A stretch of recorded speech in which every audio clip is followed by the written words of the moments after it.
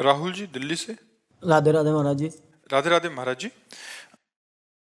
महाराज जी आप लिख रहे हैं कि ये सबका सामान्य प्रश्न भी है कि दुख की पीड़ा से बाहर नहीं आया जाता। महाराज इसका क्या कारण होता है कि जैसे वो बहुत समय लग जाता है वापिस आने में? महाराज जी विवेक की कमी और मन का मलिन होना।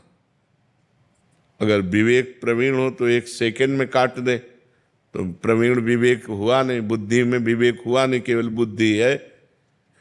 और मन जो है वो मलिन है, तो किसी भी नेगेटिव भाव को, विपत्ति को, तिरस्कार को, अपमान को पकड़ करके अगर बहुत मलिन है तो महीनों परेशान रहता है, दिनों परेशान रहता है। साधक 5 मिनट में काट दिया, और प्रवीण तो 1 मिनट में काट दिया, और प्रवीण तो स्वीकार ही नहीं किया, मस्त एकदम।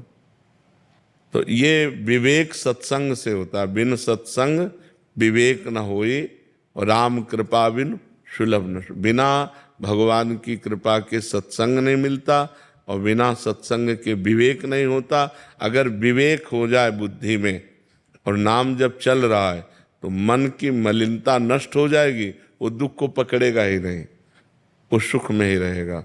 अगर हमारा मन भगवान के चिंतन में है, शरीर में दुख है या परिस्थिति दुखद है, तो हम उसको क्रॉस कर जाएंगे। अगर हमारा मन भगवान में नहीं है तो उसी में डूब जाएंगे, उसी में परेशान हो जाएंगे। तो लोग भगवान का आश्रय तो लिए नहीं, भजन करते नहीं, तो सुख आया तो फूल गए, बोले नहीं उनके लड़का हुआ है, ठीक है, हुआ, हर्षित हुए, पधार गया, अब हाहाकार मचा, रोना शुरू। ये तो नियम है संसार का, सुख और दुख। तो जब सुख आवे तो ज्यादा फूले नहीं, तो दुख आवे तो फिर उसमें डूबेगा नहीं।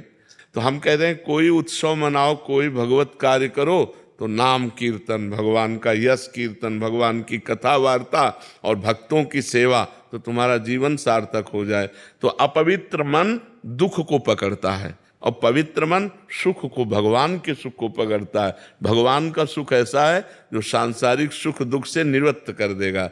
अब जैसे कोई लाभ मिला तो तत्काल विवेक काम करता है, इतने से क्या होगा और ये कितने दिन टिकेगा, तो उसमें फूलन नहीं होती। नहीं तो सांसारिक आदमी एकदम फूल जाता है, अरे लाभ मिल गया, अच्छा हानि हुई, कितनी देर टिकेगी?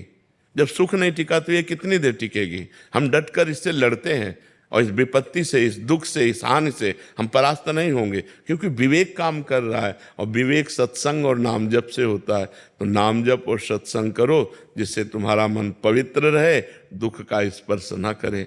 दुख जो है वो माना हुआ है, दुख है नहीं, दुख माना जाता है, दुख की मान्यता है, नहीं तो दुख है नहीं।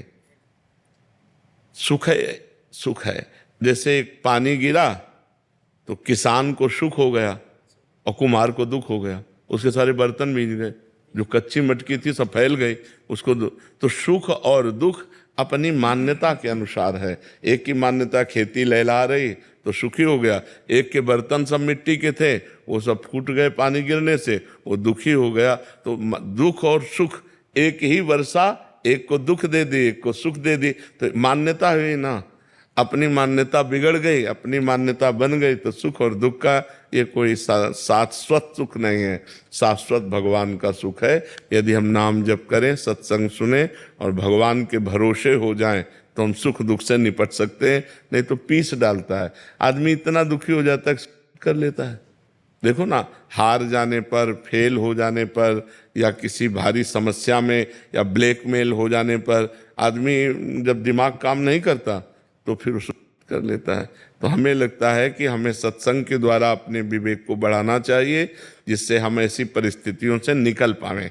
अगर हम ना निकल पा रहे हैं तो हमको विज्ञ जनों के पास जाना चाहिए, संतों के पास जाना चाहिए, वहाँ अपनी समस्या रखनी चाहिए, उससे निकलने का उपाय पूछना चाहिए। डूबना नहीं चाहिए, उसको पकड़ के नहीं बैठ जाना चाहिए, अब क्या होगा, अब तो सब बेकार हो गया। नहीं, ऐसा नहीं, कोई ना कोई रास्ता भगवान निकालेंगे, जिससे फिर हमारे जीवन में प्रकाश आएगा, फिर हम आनंद को प्राप्त होंगे।